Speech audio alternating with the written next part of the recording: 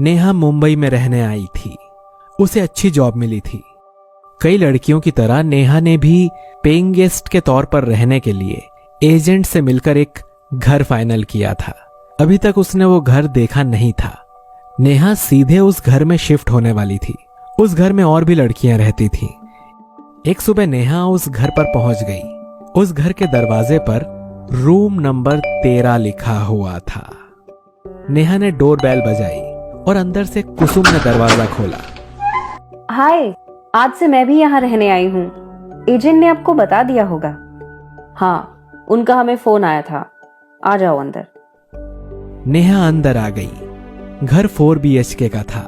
3 bedroom में 3 लड़कियां कुसुम, रिया और अमृता रहती थीं। चौथे बेडरूम में नेहा रहने वाली थी। नेहा अपने बेडरूम में सामान रखकर फ्रेश होने के लिए गई। थोड़ी देर बाद नेहा ने कुसुम, अमृता और रिया से पहचान कर ली। कुसुम और अमृता अलग अलग ऑफिस में काम करती थीं। रिया ने अपने बारे में बताते हुए कहा कि वो एक टीचर है। नेहा जल्द ही उन तीनों से घुल मिल गई। कुसुम और अमृता नेहा के साथ बहुत मस्ती करती थी, गपशप करती थी, लेकिन रिया को ज्यादा बात करना पसंद नहीं था। वो उन तीनों के साथ बैठती तो थी, लेकिन चुपचाप रहती थी। वो अपने बेडरूम में किसी को जाने नहीं देती थी। एक दिन नेहा ऑफिस से जल्दी घर आ गई। तब रिया घर पर ही थी। जब नेहा ने उससे पूछा कि वो आज स्कूल नहीं गई, तब रिया ने कहा कि आज उसकी जल्दी छुट्टी हो गई थी। कुछ देर बाद कुसुम और अमृता भी आ गए। तब आज हम सब जल्दी घर पर आ गई हैं, तो चलो कहीं घूमने चलते हैं। मैं जब से आई हूँ कहीं घूमने ही नहीं गई। हाँ हाँ चलो, मैं तो तैयार हूँ। तुम तीनों जाओ, मुझे कल सुबह जल्दी ऑफिस जाना है, इसलिए मैं आज जल्दी सोने वाली हूँ और कल भी तुम लोगों के उठने से पहले निकल जाऊंगी। रिया ने भी ये मना कर दिया। जब वो घर लौटी तो कुसुम के बेडरूम का दरवाजा बंद था। अगली सुबह नेहा कुसुम को फोन लगा रही थी, लेकिन उसका फोन नॉट रीचेबल आ रहा था। तब रिया ने बताया कि कल उन दोनों के चले जाने के बाद कुसुम को उसके गांव से फोन आया था। उसकी माँ की तबीयत बहुत खराब हो गई थी, इसीलिए वो तुरंत गांव के लिए निकल गई। और उसका गांव पहाड़ों से घिरा होने की वजह से वहां पर मोबाइल नेटवर्क नहीं मिलता था। एक दिन नेहा बहुत चिंता में थी और कुछ सोच रही थी। ये देखकर अमृता ने उसके पास आकर कहा, क्या हुआ नेहा, क्या सोच रही हो? मैं कुसुम के बारे में सोच रही हूँ। देखो ना, उसे गए हुए 1 महीना हो गया, लेकिन अभी तक उससे कोई कांटेक्ट ही नहीं हुआ।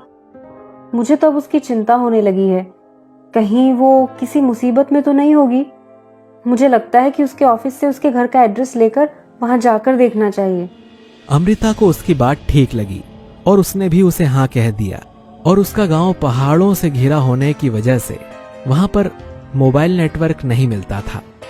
फिर नेहा ने अमृता और रिया को अपने साथ अपने दोस्त की पार्टी में चलने को कहा, लेकिन अमृता को ऑफिस का काम था, इसीलिए उसने ना कह दिया और रिया ने हमेशा की तरह बहाना बनाकर मना कर दिया। फिर नेहा दोस्त के घर जाने के लिए निकली। वो कैब में बैठकर जा रही थी और उसे उसके दोस्त का फोन आया और उसने उसे बताया कि कुछ इमरजेंसी की वजह से पार्टी कैंसिल हो गई है। नेहा घर वापस आ गई। वो अपनी चाबी से लॉक खोलकर अंदर आ गई। तभी रिया के कमरे से कुछ आवाज आ रही थी, जैसे कोई कुछ भारी चीज खींच रहा। रिया को उसके कमरे में किसी का जाना पसंद नहीं था, इसीलिए नेहा ने दरवाजे के नीचे से देखा तो उसे जमीन पर खून की कुछ बूंदें दिखाई दी। उसे लगा कि रिया को कुछ हुआ है, इसीलिए उसने बिना सोचे कमरे का दरवाजा खोला और वो अंदर चली गई। लेकिन अंदर कोई नहीं था। नेहा को कुछ समझ नहीं आ रहा था कि रिया कहाँ है, क्योंकि रिया हॉल में भी नहीं थी। नेहा सोच रही थी कि यह खून किसका होगा। तभी रिया के बेडरूम की एक दीवार पर नेहा ने हाथ रख दिया और वो दीवार हिलने लगी। असल में वो दीवार नहीं, एक खुफिया दरवाजा था जिसे दीवार की तरह बनाया गया था। नेहा उस दरवाजे के अंदर चली गई और वहां उसने जो देखा वो देखकर उसका शरीर कांपने लगा। वहां जमीन पर अमृता की लाश पड़ी थी। उसके गले पर वार किया हुआ था और उसके गले से खून बह रहा था। रिया एक बड़ा बक्सा खींच रही थी। रिया ने उस बक्से में अमृता की लाश को डालकर उसे ताला लगा दिया और उस पर अमृता का नाम लिख दिया। नेहा को समझ नहीं आ रहा था कि ये रिया ने अमृता का खून क्यों किया है। तभी नेहा की नजर बाजू में रखे दूसरे बक्से पर गई। उस बक्से पर कुसुम का नाम लिखा हुआ था। ये देखकर तो नेहा के रोंगटे खड़े हो गए। मतलब रिया ने कुसुम को भी मार डाला था। ये सब देखकर नेहा का दिमाग घूमने लगा था। तभी अचानक उसे एक आईना नजर आया जिस पर खून से लिखा हुआ था कि ये रूम नंबर 13 मेरा है और मैं यहां किसी को रहने नहीं दूंगी। ये सब देखकर नेहा चुपचाप रिया के कमरे से बाहर आई और उसने कमरा बाहर से लॉक कर दिया और पुलिस को बुला लिया। पुलिस ने आकर देखा, लेकिन वहां उन्हें कुसुम और अमृता की लाशों के सिवा कुछ नहीं मिला। रिया तो वहां थी ही नहीं। नेहा को समझ ही नहीं आ रहा था कि दरवाजा लॉक होते हुए भी रिया कैसे गायब हो सकती है। पुलिस ने एजेंट और घर के मालिक को बुलाया। यहां पर तो नेहा के आने से पहले सिर्फ 2 ही लड़कियां रहती थीं, अमृता और कुसुम। रिया के बारे में मैं नहीं जानता।